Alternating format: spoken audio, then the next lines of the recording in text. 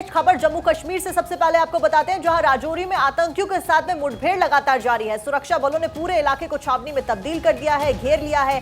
दरअसल कल मुठभेड़ में एक आतंकी ढेर हुआ था, वहीं दूसरे आतंकी के लिए तलाश लगातार सुरक्षा बलों के द्वारा जारी थी। फिलहाल सर्च ऑपरेशन चलाया जा रहा है। अब इस पूरी मुठभेड़ में कल हमारे एक जवान भी शहीद हो गया था। फिलहाल जो तस्वीरें आपकी स्क्रीन पर है वो लाइव तस्वीरें हैं, जहां पर सर्च ऑपरेशन चलाया जा रहा है। आतंकियों का चुन चुनकर हिसाब करने के लिए हमारी सेना लगातार प्रयास कर रही है। जम्मू कश्मीर के राजौरी की ये लाइव तस्वीरें आपकी स्क्रीन पर, जहां आतंकियों से मुठभेड़ लगातार जारी है, सर्च ऑपरेशन चलाया जा रहा है और आतंकियों को ढूंढने के लिए प्रयास किया जा रहा है।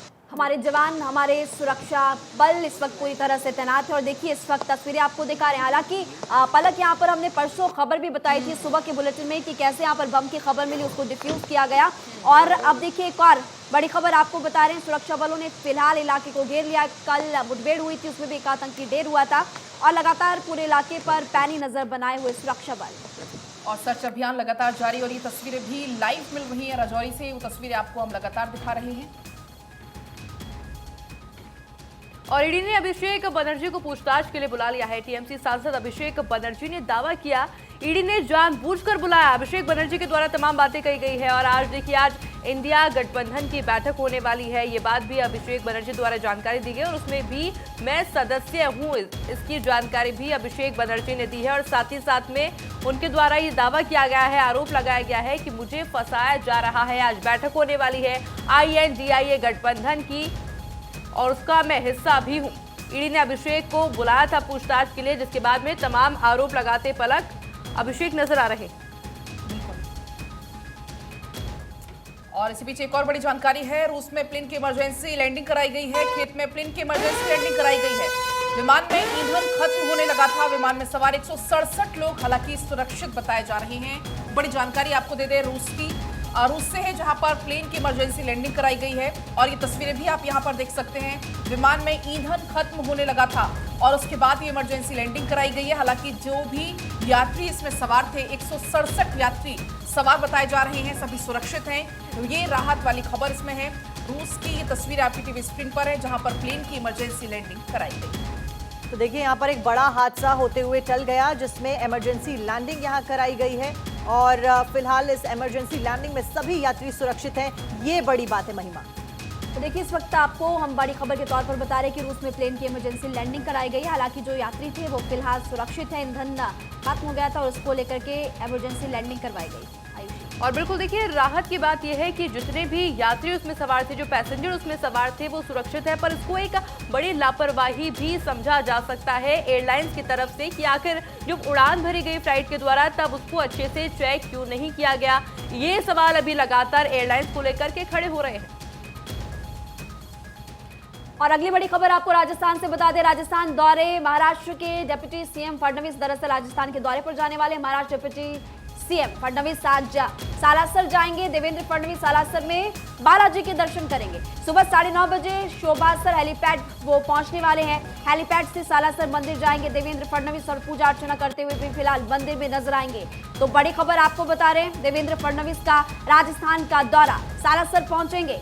आज राजस्थान दौरे पर वो रहेंगे और इसी बीच आपको बता दें कि मंदिर में पूजा अर्चना भी करते हुए नजर आएंगे। बालाजी के दर्शन वो करने वाले हैं। साक्षी बिल्कुल महिमा। और देखिए जिस तरीके से चुनावी माहौल चल रहा है, चुनावों का सीजन चल रहा है और उस बीच तमाम बड़े दिग्गज नेता जो हैं वो मंदिरों का रुख करते हुए सीधे तौर पर नजर आ रहे हैं। उस बीच आज राजस्थान के दौरे पर जाएंगे देवेंद्र फडणवीस।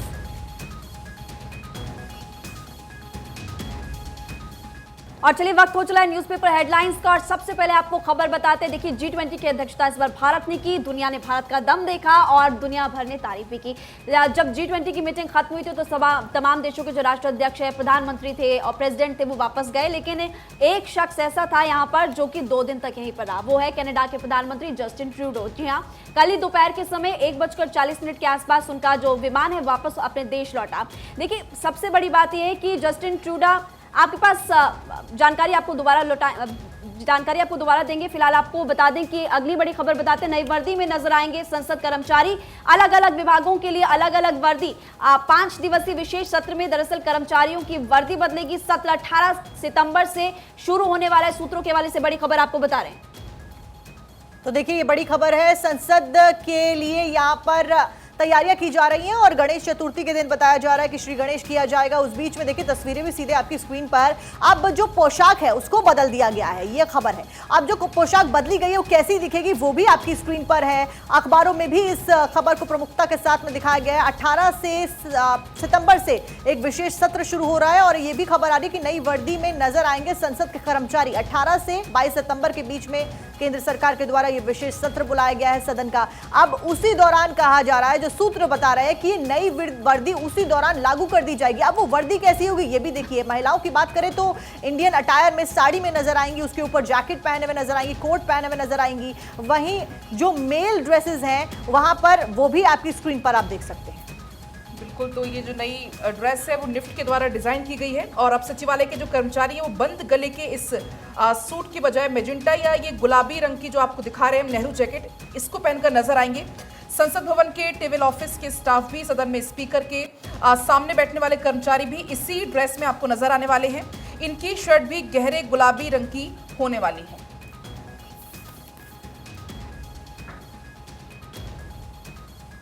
और चलिए वापस लौटते अब न्यूज़पेपर हेडलाइंस की ओर, क्योंकि इससे पहले हम आपको जानकारी दे रहे थे कि कनाडा के प्रधानमंत्री के प्लेन में जो खराबी आई थी वो फिलहाल ठीक हो चुकी है। कल दोपहर 1:40 के आसपास उनका जो विमान है वापस अपने देश लौट गया। लेकिन उनका जो विमान है अक्सर फजीहत करवाता है, क्योंकि साल 2016 की अगर बात करें साक्षी, कुछ देर पहले हम डिस्कस भी यहाँ पर कर रहे थे कि तब भी उनका विमान खराब हुआ तो उस वक्त बेल्जियम वो जा रहे थे, ओटावा में खराबी आई और वहां से वापस उनको अपने देश पर लौटना पड़ा। साल 2019 में भी इसी तरह की खबर सामने आई थी। G20 की मीटिंग जो यहाँ पर फिलहाल चल रही थी वो जब खत्म हुई तो उसके बाद फिर जस्टिन ट्रूडो का विमान खराब हुआ और ये कहा जा रहा था कि जब तक इंजीनियर्स इसको ठीक नहीं करते तब तक वो दिल्ली में ही रहेंगे। 2 दिन तक वो दिल्ली में रहे, हालांकि कल वापसी हो चुकी है। एक मजेदार जानकारी आप भी दे रही थी साक्षी, बताइए। बिल्कुल महिमा, मजेदार जानकारी दूंगी, लेकिन उससे पहले ये भी बता दें कि प्रधानमंत्री नरेंद्र मोदी, क्योंकि वो यहाँ पर फंस गए थे जस्टिन ट्रूडो, तो उनको भारत ने भी सहायता करने के लिए कहा था कि आप हमारा विमान ले जाइए, लेकिन कनाडा ने इस विमान को लेने से इंकार कर दिया था और अपने ही विमान का सही होने का इंतजार किया था। और देखिए सारा राष्ट्र मेरे पास, विमान की खराबी ने एक पीएम को 2 दिन उलझा कर रख दिया, ये हेडलाइन दी है। वहीं क्या आपको पता है, क्योंकि यही बात महिमा और मैं अभी बुलेटिन से पहले डिस्कस कर रहे थे कि ट्रूडो के जो विमान है, जिस विमान से वो आए, जो विमान खराब हो गया, उसको उड़ता ताजमहल भी कहा जाता है। अब ये क्यों कहा जाता है ये भी बता दे। दरअसल ये इसलिए कहा जाता है क्योंकि ये विमान बहुत ही ऑब्सोलीट टेक्नोलॉजी का है, बहुत ही पुराना ये विमान है और कई साल, 30 साल से पुराना ये विमान बताया जा रहा है। कनाडाई पीएम के इस विमान में कोई सुविधाएं नहीं है, ना के बराबर सुविधाएं। इसमें वाईफाई की सुविधा नहीं है, मोबाइल लैपटॉप चार्ज करने तक की सुविधा नहीं है। इसके लिए विमान के फर्श पर केबल तक बिछा दी गई है। तो आप इससे अंदाजा लगाइए कि इसी वजह से इसको उड़ता ताजमहल प्लेन को कहा जाता है। और देखिए इस खबर को, और ये भी बताया जा रहा है कि यहाँ पर G20 सम्मेलन में इसी प्लेन से वो आए थे। इससे पहले कई बार इस प्लेन से वो सफर कर चुके हैं और जिस तरीके से मेरी सहयोगी महिमा ने बताया कि कई बार फजीहत ये प्लेन करवा चुका है। महिमा, बिल्कुल फजीहत करवा चुका है। इसी को लेकर लगातार अब ऐसे में चर्चाएं काफी ज्यादा हो रही थी सोशल मीडिया पर। अगली खबर अब आप बताइए। बिल्कुल महिमा, अगली खबर अब चुनावों से जुड़ी हुई है, जरा उसकी तरफ अब रुख कर लेते हैं। मैं आपको बताऊंगी मायावती ने पश्चिमी यूपी से अब किस बड़े नेता को बाहर का रास्ता दिखा दिया है। दरअसल धर्मवीर चौधरी को बीएसपी से बाहर का रास्ता मायावती ने दिखा दिया है, पार्टी से बाहर उनको कर दिया है। इमरान मसूद के बाद अब ये दूसरा बड़ा एक्शन देखने को मिला है, क्योंकि जैसे जैसे अब चुनाव नजदीक आ रहे हैं, लोकसभा चुनाव की तैयारियों में नई रणनीति से, नए तेवर के साथ अब बीएसपी जुटी हुई है, मायावती जुटी हुई है और इसको लेकर जो भी लापरवाह, निष्क्रिय या अनुशासनहीन जितने भी नेता हैं उनको बाहर का रास्ता दिखाया जा रहा है। इसके पहले आपको जानकारी दे दें कि इमरान मसूद को बाहर का रास्ता दिखाया था और अब एक और जो बड़े नेता हैं उनकी छुट्टी कर दी है पार्टी से, धर्मवीर चौधरी, उनको बाहर का रास्ता दिखा दिया है। साथ ही आपको यह भी जानकारी देते हैं इससे जुड़ी हुई कि साफ तौर पर बीएसपी ने ऐलान कर दिया है कि हम चुनाव अकेले ही लड़ेंगे, बीएसपी अपने दम पर चुनाव लड़ेगी और इसी के आधार पर लगातार संगठन को चुस्त दुरुस्त करने का काम आयुषी किया जा रहा है। बिल्कुल, देखिए धर्मवीर चौधरी की बात की जाए तो उनके ऊपर कई बार पार्टी विरोधी गतिविधियों में लिप्त होने की जानकारी भी मिल रही थी, जिसका सत्यापन भी किया जा रहा था। शिकायतों की छानबीन हुई और उनको उसके बाद में पार्टी से निष्कासित कर दिया गया। उनको कई बार चेतावनी हालांकि देखिए इससे पहले दी जा चुकी थी कि आप इस तरह की हरकतों से बाज आ जाइए, दूसरे पार्टियों के साथ में ज्यादा घुले मिले ना, इस तरह की जानकारी जो सामने आई थी। पर अब जो बड़ी बात यह है कि क्योंकि सक्रिय है मायावती अपनी पार्टी को लेकर, बीएसपी सक्रिय है और ऐसे में ये बड़ा एक्शन बीएसपी का देखने को मिल रहा है। चलिए आगे बढ़ेंगे, पश्चिम बंगाल से आपको बड़ी जानकारी देंगे जहां पर भारी प्रशासनिक फेरबदल हुआ है। 22 आईएएस और 31 आईपीएस ऑफिसर्स का ट्रांसफर हुआ है। ये बड़ी जानकारी है पश्चिम बंगाल से, जहां पर प्रशासनिक अफसरों का फेरबदल हुआ है, ट्रांसफर हुए हैं, तबादले किए गए हैं। 22 आईएएस अधिकारियों के और 31 आईपीएस का ट्रांसफर इस दौरान हुआ है। और पलक साथ ही में देखिए, इस ट्रांसफर को, इस प्रशासनिक फेरबदल को आगामी जो चुनाव है उससे जोड़कर भी साफ तौर पर देखा जा सकता है, क्योंकि ये प्रशासनिक फेरबदल जो आगामी चुनाव है उसको लेकर भी काफी प्रभावी होने वाला है। देखिए, अगली खबर का रुख करते हैं टीएमसी सांसद नुसरत, जहां ईडी की 6 घंटे में पूछताछ उनसे की गई। सीनियर सिटीजन से फ्लैट बिक्री में धोखाधड़ी का ये पूरा मामला आपको बता रहे हैं। बीजेपी के द्वारा कहा जा रहा है कि आरोप सच हुआ तो सजा जरूर होगी। ऐसे में देखिए, क्योंकि लगातार अगर इस खबर की बात की जाए, इस मुद्दे की बात की जाए, तो लगातार ये मुद्दा तूल पकड़ता जा रहा है। हालांकि नुसरत जहां जो कि लगातार इस बात का खंडन करती नजर आ रही है कि मेरी इसमें कोई मेरे को जानकारी नहीं है, मैं इसमें लिप्त नहीं हूं। हालांकि देखिए, बात ये भी सामने आई थी कि उन्होंने किसी लोन भी लिया था, लोन को लेकर भी जानकारी सामने आ रही थी, जिसको लेकर भी अब सवाल जवाब महिमा किए जा रहे हैं लगातार। देखिए, रियल एस्टेट की कंपनी थी जिसमें वो डायरेक्टर थी, उस वक्त घोटाला हुआ था, उसको लेकर के आरोप उन पर लग रहा है। अगली खबर आपको बताते हैं महाराष्ट्र से जुड़ी हुई। जालना में लाठीचार्ज मामले में अब एक्शन लगातार देखने को मिल रहा है। प्रदर्शनकारियों पर लाठीचार्ज मामले में बड़ी कार्रवाई यहां पर की जाएगी। जालना के एसपी और एसडीपीओ निलंबित इस बाबत किए गए हैं।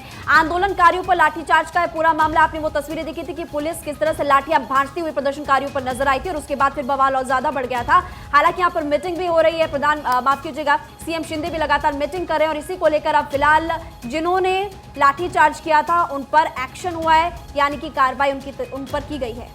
बिल्कुल महिमा, और देखिए कल भी एक खबर आई थी कि एकनाथ शिंदे ने आदेश दिए हैं कि तमाम जो आंदोलनकारी थे उनके ऊपर जो मुकदमे दर्ज थे उनको वापस लेना चाहिए। फिलहाल जो जालना हिंसा हुई उसके ऊपर लगातार जो सख्त रुख है और एक पैनी नजर जो महाराष्ट्र सरकार है वो बनाई हुई है। और